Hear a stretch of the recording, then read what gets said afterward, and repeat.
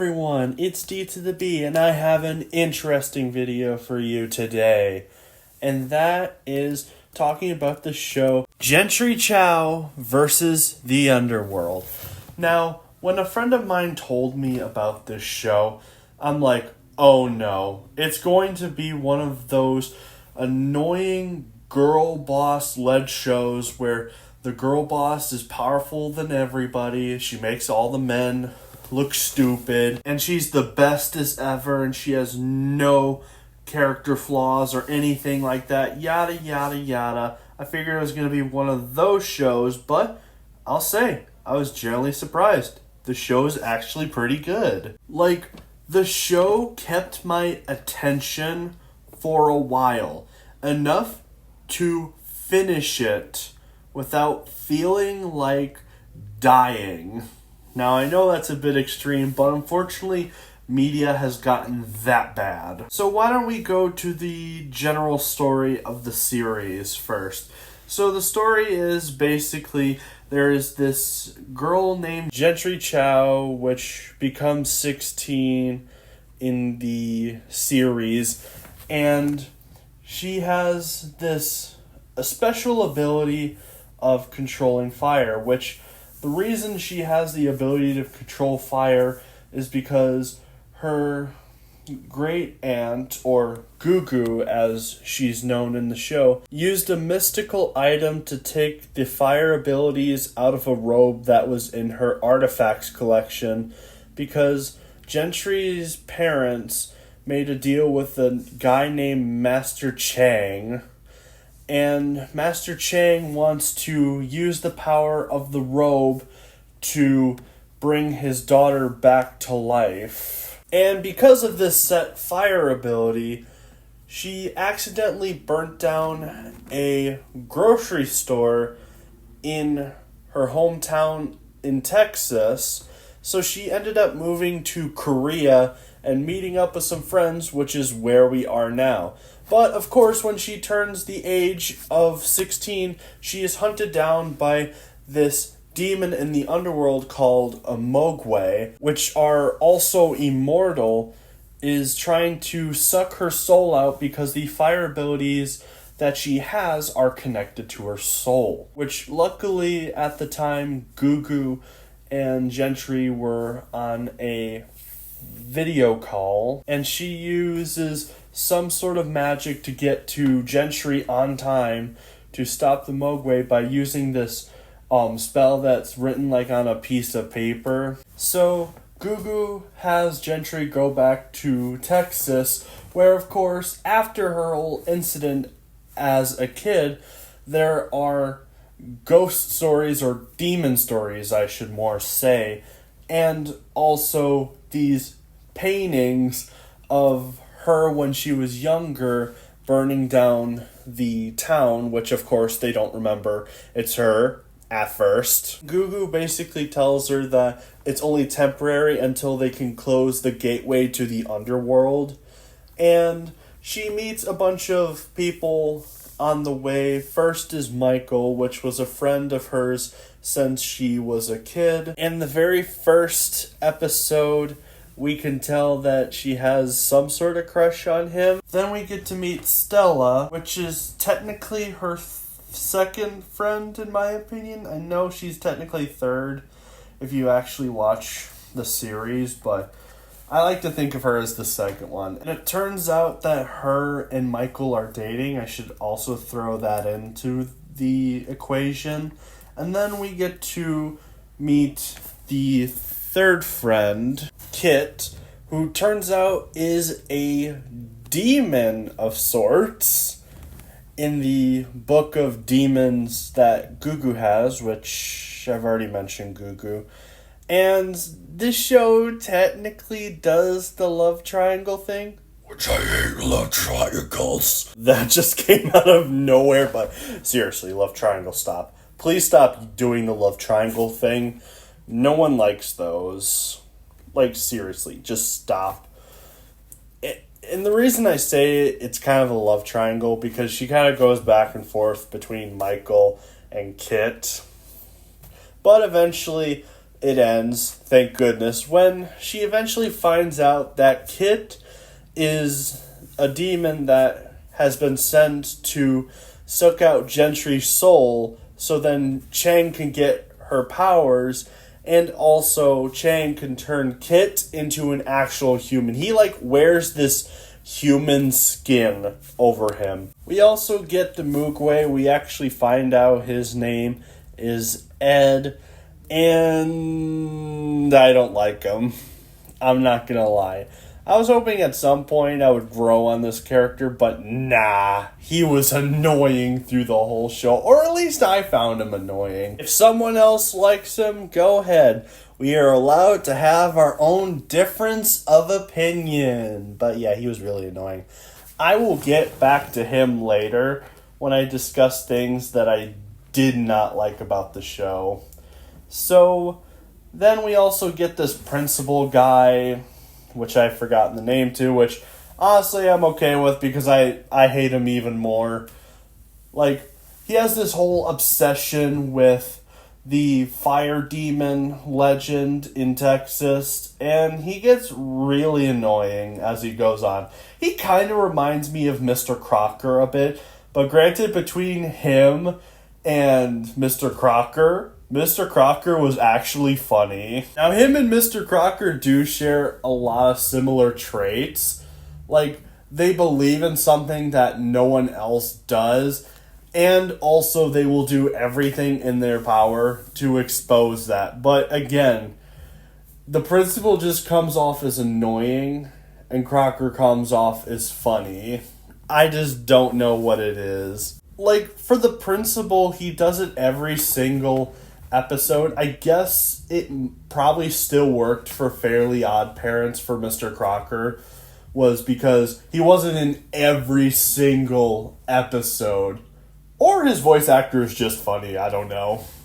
We also get these ghosts, which I believe one of them is the crocodile hunter. I mean, I think it's just convenient that I thought of the crocodile hunter for this one ghost, but it actually kind of looks like him. But I am getting sidetracked. I might as well continue with the rest of the plot. We go on more with the plot. Jentry eventually finds out the origin of her powers and also what truly happens to her parents, because Gugu lied to her and said that they were real estate agents or something like that. I can't entirely remember. And in one of the episodes, she discovers this pearl thing, for example, and it goes into her skin. I'm literally not kidding. It goes in her skin and it is disgusting. I was grossed out when this episode came out because, especially how it moved around. Eventually, when Jentry found out the truth about her parents, eventually Gugu took her to the undead world to meet her parents at last. But then Jentry goes back later after that to go see her parents again, and it turns out that Gugu had these two souls impersonate them, which honestly added on to Jentry not trusting Gugu, which is something that builds up more towards the show. And the only reason Gugu did the last thing that I just mentioned, so then Jentry can use her fire abilities to close the Underworld once and for all. But of course, after finding out that Gugu lied to her once again, she decided to take the artifacts that gave her the fire abilities in the first place, so she can take the fire abilities out of her but keep her soul and then go back into the robe. And then it was basically not her problem anymore, which eventually Kit manages to grab the robe and give it to Chang, which then Chang revives his daughter, and she's alive, which she's upset about being alive again.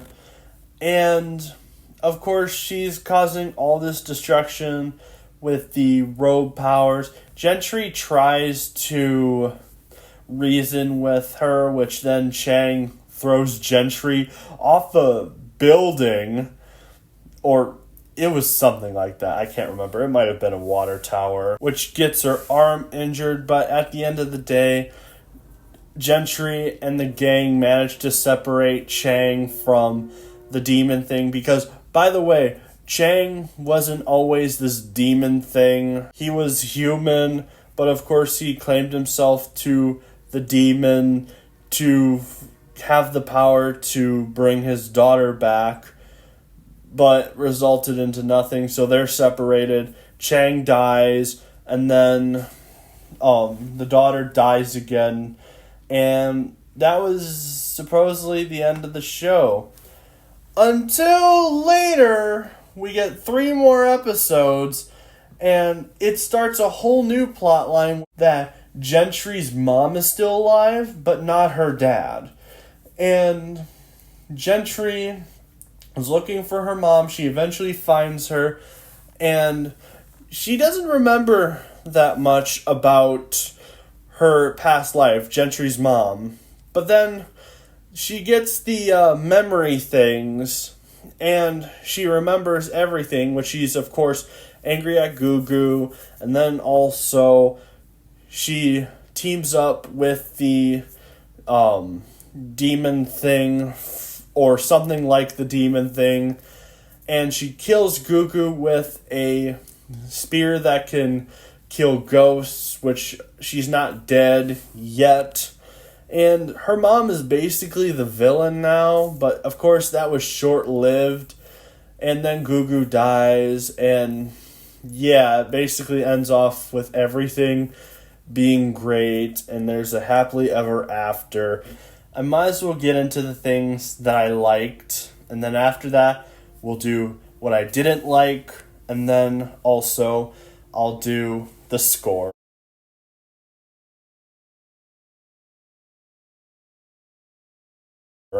So what did I like about the show? A lot of things, actually. First of all, I love how Jentry is a flawed character through this whole show. Like, they could have easily just said, oh, she's a woman, so she's all-powerful like everything else. But no, they actually took their time to develop the character of Jentry, and I love it. Because when we get to see her at the start of the show, she doesn't really know how to control her powers unless if it's an extreme moment. Like, she's anxious or she's startled by something.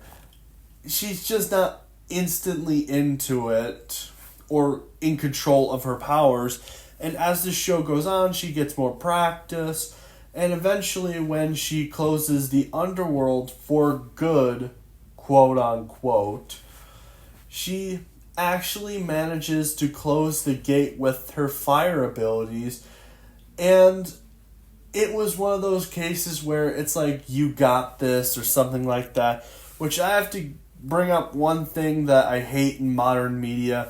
Lately, for women characters, to make it seem that they went through character development, they'll not have control over their powers at first, but then they get a motivational speech that they're the greatest ever, and then bam, they have instantly all control of all their powers, and it's stupid. And I'm glad they took their time to actually build up her controlling her powers. And also, I like to the point where she eventually accepts her powers both times. The first time when she manages to take control and close the Underworld, and also to accept responsibility again for getting the powers to keep it away from people like Chang. I really, really loved that. Also, there's this subplot line of Michael gaining the ability to see the future. I love how that was just randomly implemented, and he is still learning, which is good. I like that about the show. I also have to say, the animation is really good. If there are any anime fans who are watching this, You might like this. It's not anime, or I'm pretty sure it's not anime because a friend described it as it's only anime if it's made in Japan. There's stuff that's anime inspired, but it's not actual anime, if that makes any sense. And you can tell with like some of the facial expressions, like some anime facial expressions are absolutely hilarious, which we do get to see in this show. Now, I'm not an anime fan. I just haven't really got into anime. Granted, I haven't watched any either. But I am aware of animes like the basics, like Dragon Ball or Naruto, you know, the typical anime stuff that everyone knows about. I did consider getting into anime like 6 years ago because a lot of Western media had fallen, and at the time the trend was to get into Japanese stuff because they actually knew how to appeal to their audience. Unfortunately, I never did that. It just doesn't seem my cup of tea. Maybe I'll try it. I bet if I put a poll out saying like, hey, should I start watching anime? I think most of my audience is going to say yes. But at the moment, I'm just not intrigued by anime. But I will say it can be appealing with some of the facial expressions. And then also, the action is really good. This is some of the best action in animation in forever. Like, man. It is really good. Another thing I like is Jentry is surprisingly nice. Like, women like Jentry do not exist anymore. All the women nowadays are just like, you need to get me like the fancy stuff. I'm only gonna date guys who are like billionaires. The guy has to be 6 feet tall. You know, unreasonable stuff. And especially some of them are like, I want a bigger ring. I remember my uncle bringing this up at a family hangout. And it just didn't surprise me at all. Like, women have lost their minds nowadays. Now, not saying every woman is bad in this modern age, but unfortunately, I think the women that are nice and don't go to the extremes are probably women of the previous generation, which would be the 90s generation. I think Gen X, if I'm not mistaken. But yeah, women like this do not exist anymore. And it was a nice breath of fresh air to see a woman who is kind, understanding, and doesn't ask for like a 1,000-foot diamond on her ring. But anyway, let's get to the negatives.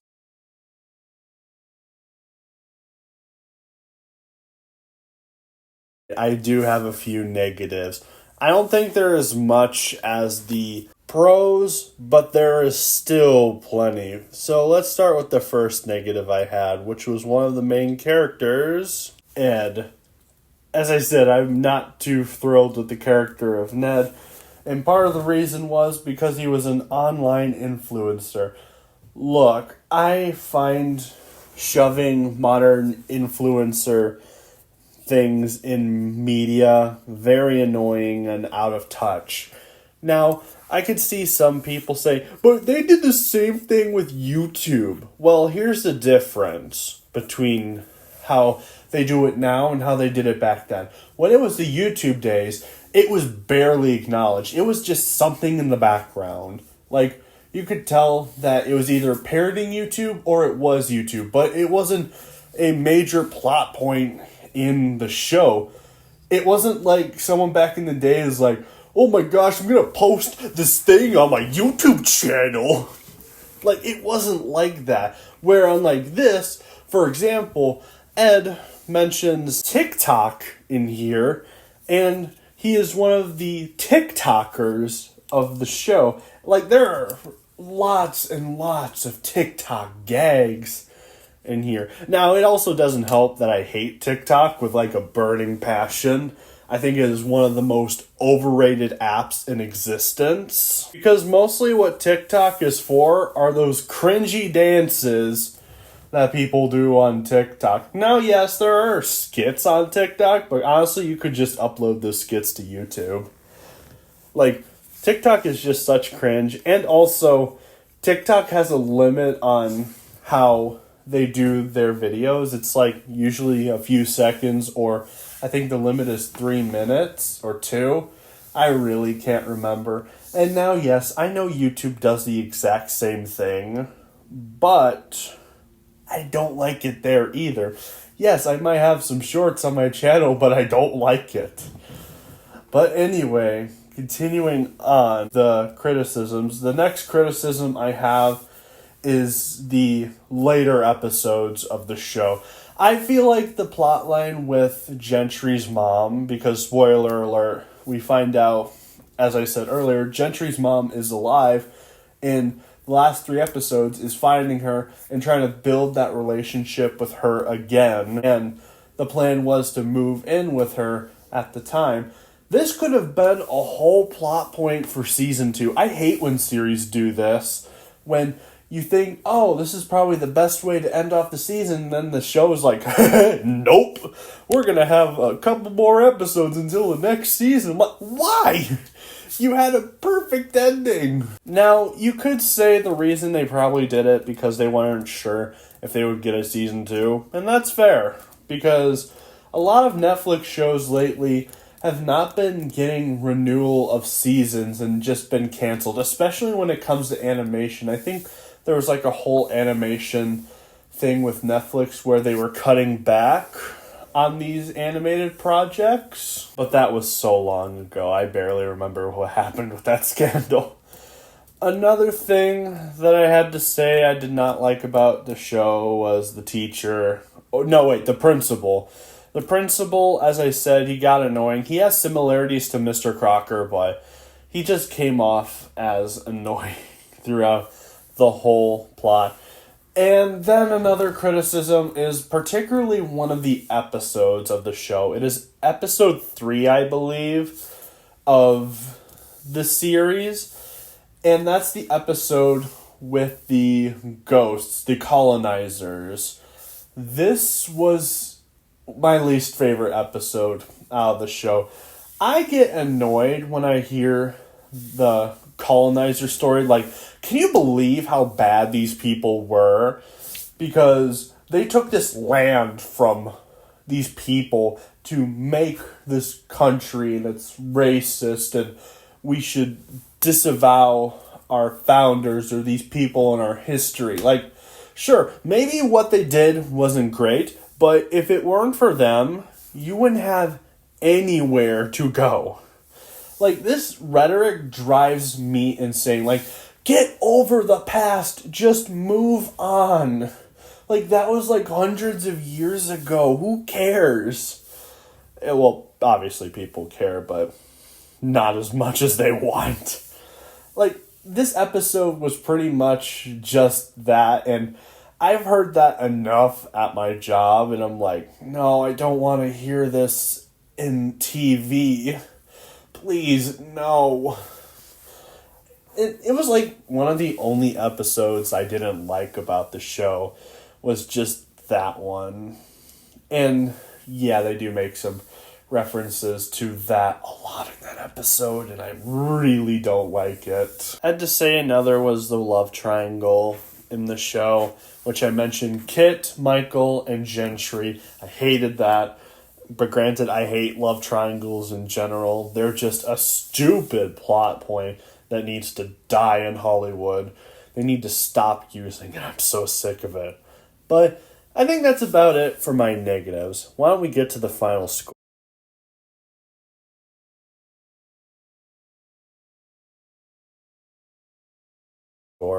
But yeah, the show is really good, and I really recommend this show.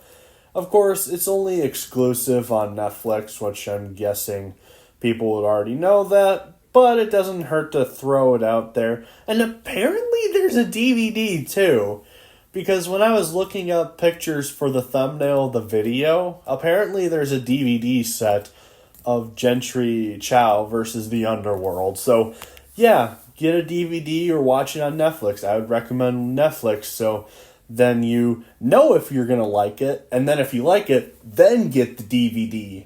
I probably will at some point. But what would I have to rate the show? I would have to rate it maybe, definitely a 9 out of 10. The show is really good. Even with its small issues, it is one of the best shows that I've seen in forever. And especially in Netflix, let's just admit it, Netflix doesn't have a lot of great shows except for things like Stranger Things. So yeah, this was a nice, fresh breath of air. But anyway, if you've seen it, what do you think of Jentry Chau versus the Underworld? Did you like it? Did you hate it? Did you think it was fine? Tell me in the comments, and have